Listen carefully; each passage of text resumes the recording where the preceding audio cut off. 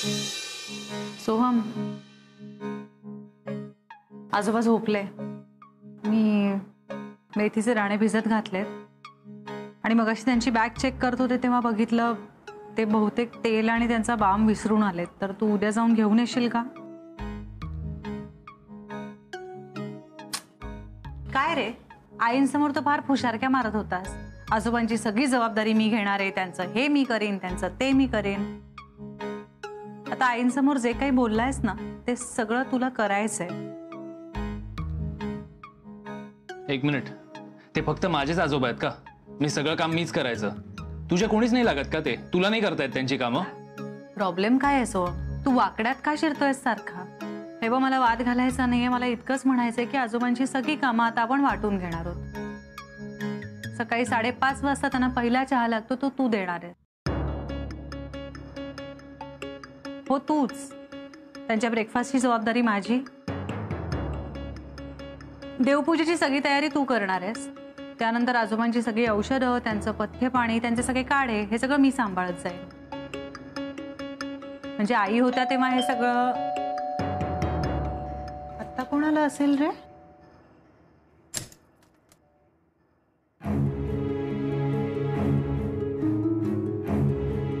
आई?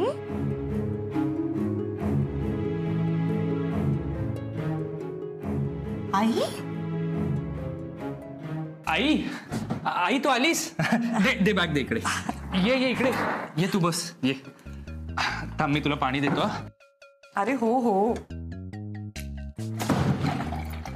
बस बस. Thank you बाळा. हे घे. आई, तुम्ही अशा अचानक कशा आला? म्हणजे आता आम्ही तिथेच होतो घरी तुमच्या, तेव्हा तुम्ही काहीच बोलला नाही. हो ग, अगदी सहजच आले. तिकडे दिवसभर एकटीच असते ना मी घरात, वेळ जाता जात नाही माझा, म्हणून हेच म्हणाले जाऊन ये 4 दिवस. हो का? आता मी आले ना, आता तू अजिबात काळजी करू नकोस. बाबांचं सगळं मी सांभाळेन. त्यांचं पथ्य पाणी, खाण्याच्या वेळा, पूजेची तयारी सगळं मी करेन. तुमच्या दोघांच्या मागे ऑफिसचाही किती व्याप असतो ग, तुम्ही फक्त त्याच्याकडे लक्ष द्या. हो आई, पण आमची कामं सांभाळून सुद्धा सगळं मॅनेज होत होतं नीट. हो ग बाळा, पण आता तुला ते घरून काय म्हणता तुम्ही ते होमवर्क करायची गरज नाही ना. आता तू ऑफिसला जात जा, सकाळचा नाश्ता डबा हे सगळं मी बघत जाईल. आई, तुम्हाला असं वाटतंय का की आम्ही आमच्या व्यापामध्ये आजोबांकडे दुर्लक्ष करतोय किंवा आमच्याकडनं त्यांचं काही होऊ शकणार नाही म्हणून तुम्ही इथे आलायत का? अगं नाही बाळा, खरंच अगदी सहज आले मी. अरे अजून जागत बसला का तुम्ही? आजपर्यंत बोलण्याचा आवाज येतोय. असावरी तू? हो बाबा, नमस्कार करते. अगं एवढ्या रात्री कशी काय आलीस? सगळं ठीक आहे ना? हो बाबा, सगळं ठीक आहे, मी अगदी सहज आले. आजोबा, आई इथे राहायला आली आहे. राहायला? अशी अचानक? हो बाबा, तिकडे एकटीच असते ना, वेळ जात नाही माझा. हेच म्हणाले जाऊन ये 4 दिवस. पण ही काय वेळ झाली का घरातून निघून यायची? अहो बाबा, मी एकटीने आले. हे आले होते ना खाली, मला सोडून गेले. राहू ना? अगं राहा की, हे घर तुझंच आहे आणि लग्नानंतर बाहेर पडायला यायची रीतच आहे आपल्याकडे. काय शुभ्रा? हो ना. आता तिचा बाहेर पड करण्याची जबाबदारी तुझी. तिला छान आराम करू दे. काय हवं नको ते बघ. सगळे लाड पुरव तिचे. जमेल ना? जमेल की आजोबा, आणि आईंचे लाड पुरवायला आवडेल सुद्धा. तुम्ही सासू सुद्धा कमी आणि माय देखील जास्त वाटता.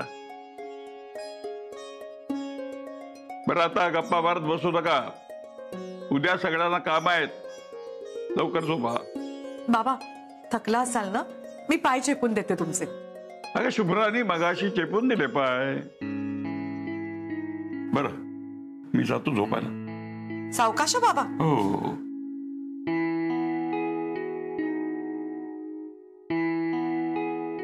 बरं वाटलं आई तुम्हाला बघून. चला, तुमचं सामान मी आत नेऊन ठेवते.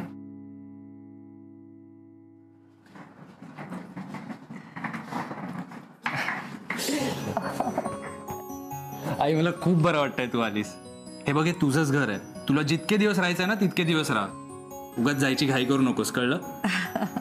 किती खुश झालायस रे बबड्या. हो, मी खूप खुश आहे. तू परत आली आहेस ना आई. आता सगळं पहिल्यासारखं होईल.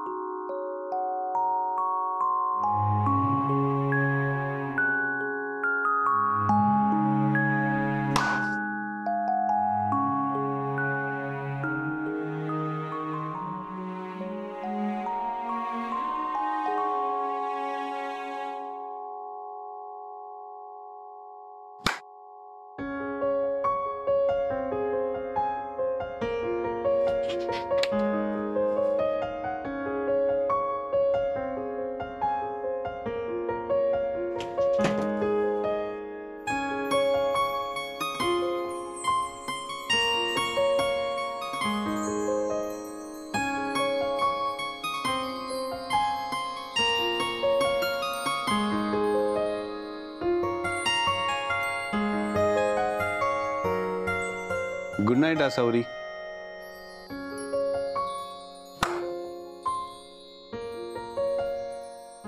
अहो, गुड नाईट.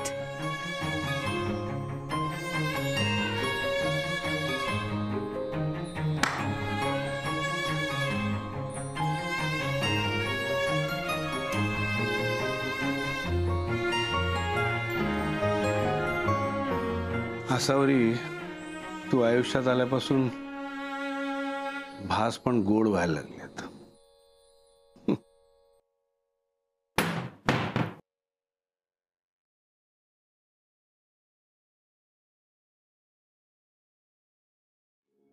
कुठे चाललाय सोहम?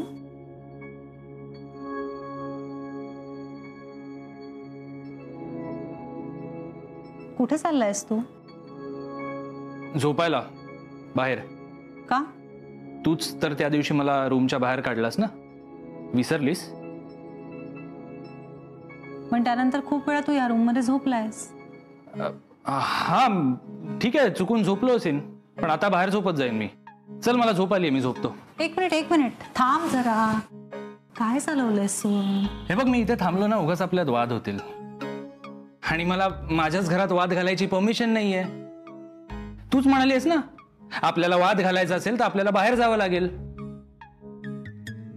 आणि आता मला बाहेर जायला खरंच कंटाळा आलाय. का तमाशे करतोयस तू सोहम? आई आल्यात. मग मुद्दाम बाहेर जाऊन झोपायचंय तुला? तुझे काय वागतोयस ते मला कळत नाहीये असं समजतोयस का? नाही, तुला तर सगळंच कळतं. तू सर्वज्ञानी आहेस ना, आणि तुझंच तर सगळं ऐकतो मी. तू म्हणालीस उठ की उठतो, तू म्हणालीस बस की बसतो, तू म्हणालीस बाहेर जाऊन झोप की बाहेर जाऊन झोपतो. सगळं ऐकतो तुझं. अजून काय ऐकू सांग ना. शुभ्रा मॅडम, श्वास घेऊ का मी? तू हे सगळं मुद्दाम करतोयस ना सोहम? मुद्दाम? मी मुद्दाम करतो असं म्हणायचंय तुला? मी मुद्दामून करतोय हे सगळं? सोहम, पास. फाईन. काय करायचंय तुला? बाहेर जाऊन झोपायचंय?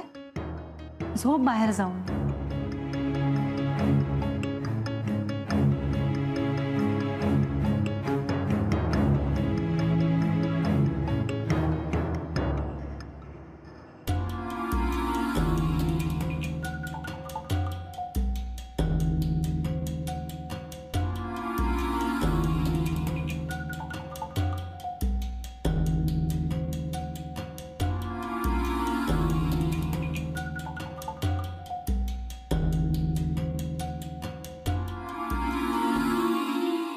मान है तो ताल है ही म्हण आपल्याकडे प्रचलित आहे.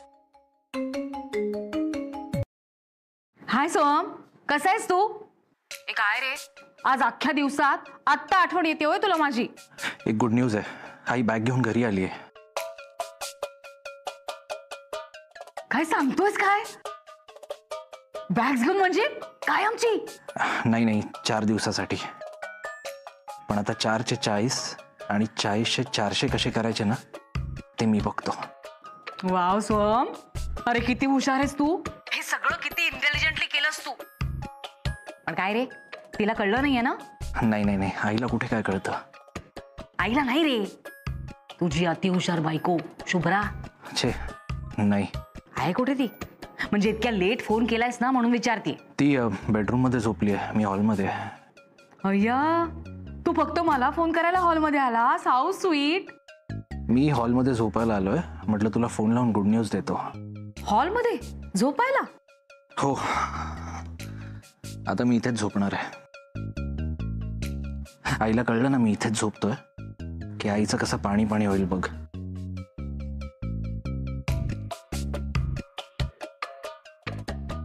बाय द वे सॉरी, मी तुला इतक्या रात्री फोन केला. तू झोपली होतीस का? छे रे, एवढ्यात झोप कुठली येते मला. सोहम, अरे अशी एकटीने झोप नाही येत बाबा. हा म्हणजे आता एकटेपणाची सवय झाली आहे मला, पण म्हणून एकटेपणा कमी होतोय थोडाच. ते पण आहेच.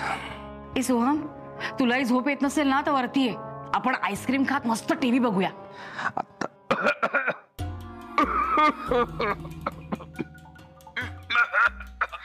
ऐक, मी नंतर बोलतो.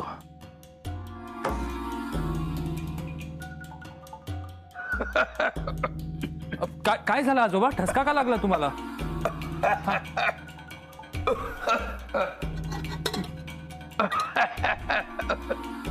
हे घ्या, पाणी घ्या.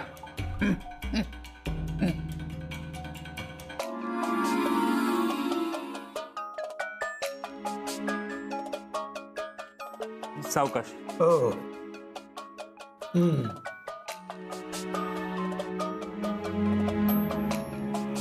तू अजून जागा कसा? मी झोपतच होतो आजोबा. तुम्हाला अजून काही हवंय का?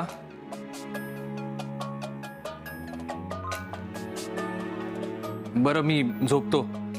काही असेल तर कळवा. हा, हो.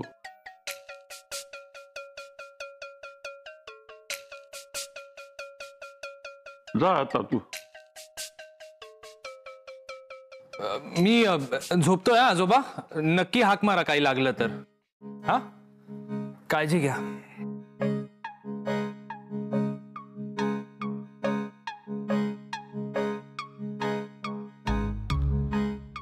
आई ग, तू का उठलीस? अरे बाबांच्या खोकल्याचा आवाज ऐकला, केवढा खोकला लागला होता, त्यांना पाणी द्यायला उठले. तू काळजी करू नकोस, मी आहे ना. आणि तुला माहिती आहे ना आपलं कसं आहे, आपल्या दोघांनाही जरा खटखुट झालं लगेच जाग येते. जा. चल, गुड नाईट. अरे झोपायला जातोयस ना तू? हो. मग जा ना तुझ्या रूम मध्ये. आई, गेले काही दिवस मी हॉलमध्ये झोपतोय. हा म्हणजे आजोबांना काही हवं असेल तर ते हाक मारतात ना. आणि रूम मध्ये झोपलं आणि दार बंद असेल तर ऐकू येत नाही आतमध्ये. मग त्यांना काही लागलं, त्यांना काही हवं असेल तर हॉलमध्ये झोपलं तर बरं पडतं त्यांना द्यायला. बरं, मी झोपू का?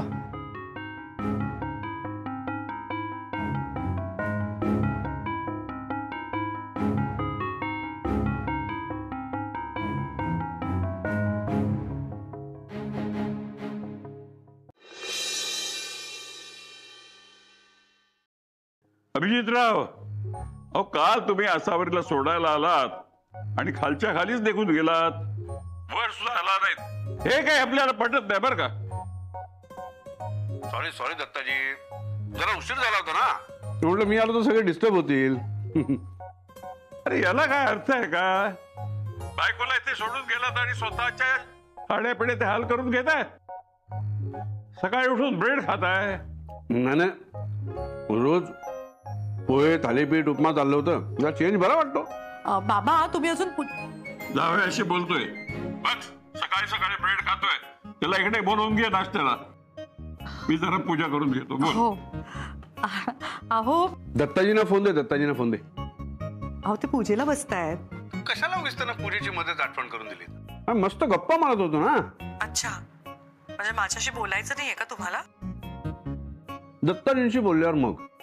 ठीक आहे बाबा.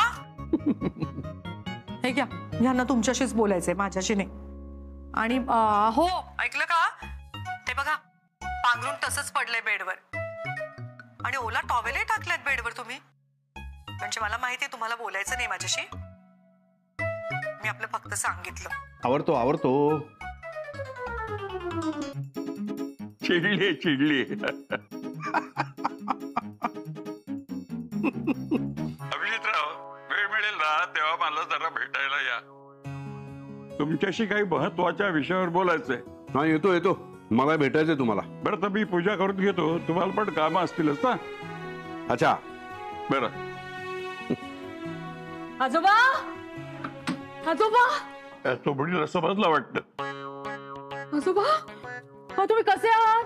केव्हा आलात? तुम्ही असे अचानक घर सोडून गेलात आणि मला किती त्रास झाला माहितीये तुम्हाला. बारीक झाली.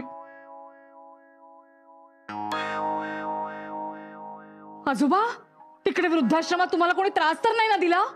मारलं बिरलं किंवा डांबून तर नाही ना ठेवलं? तुम्ही तिकडे का गेलात? तुझ्यासाठी चौकशी करायला.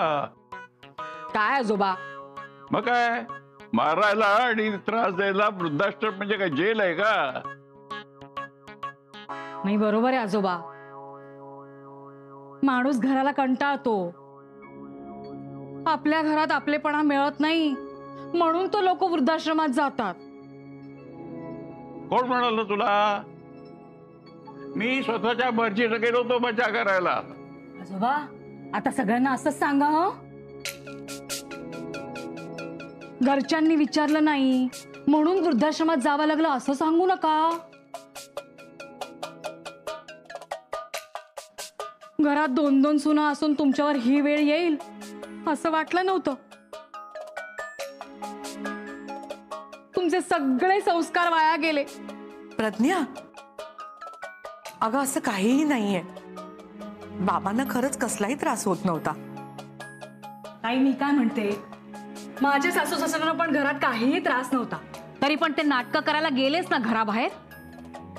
तेव्हा तुम्हा कोणाला माझं खरं वाटलं होतं का? पण काहीही म्हणा असावरी ताई, तू या घरात असताना असं कधी झालं नाही ग.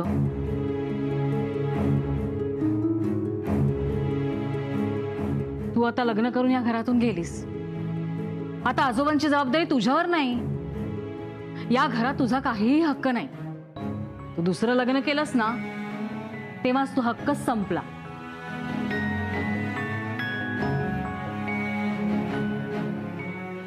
तुला प्रॉपर्टी मधलं पण काहीही मिळणार नाहीये. या घरावर तुझा काहीही अधिकार नाहीये. तू कायदे शिकवायला आली आहेस इथे? त्या घरातनं बाहेर व्हायचं. हे घर आजही आईंचं आहे आणि कायम आईंचं राहणार. त्यामुळे इथे त्यांनी काय करायचं हे तू नाही सांगायचंस त्यांना.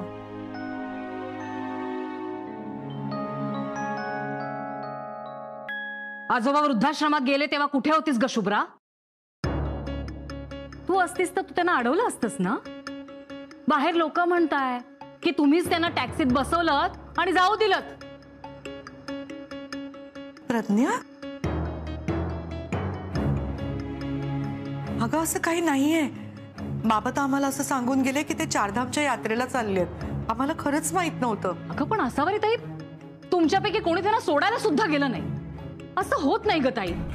मग विश्वास कसा ठेवायचा?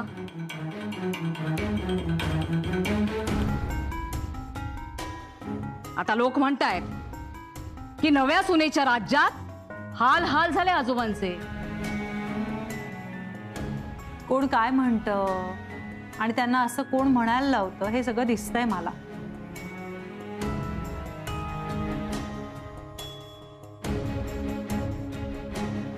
पण मला एक प्रश्न पडलाय, आजोबा वृद्धाश्रमात गेले होते ही गोष्ट फक्त घरच्यांनाच माहित होती ना, आणि तू आमच्या घरातली नाहीयेस.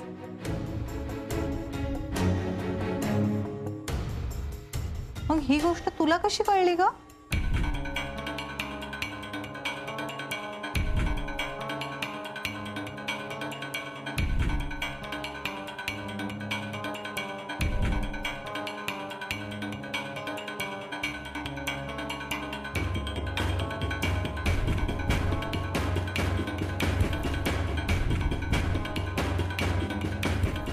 तुला ही गोष्ट कोणी सांगितली का तू अंतर्यामी आहेस? अशा बातम्या कुठे लपून राहतात का शुभ्रा?